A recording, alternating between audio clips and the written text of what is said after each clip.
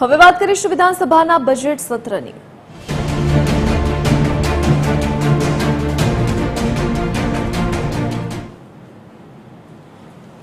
વિધાનસભા સત્રનો આજે 19મો દિવસ છે। પ્રશ્નોત્તરી કાળથી ગૃહની કાર્યવાહીનો પ્રારંભ થશે।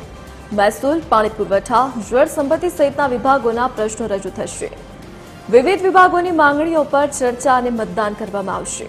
શિક્ષણ અને સામાજિક ન્યાય અધિકારિતા વિભાગની માંગણીઓ પર ચર્ચા અને મતદાન કરાશે।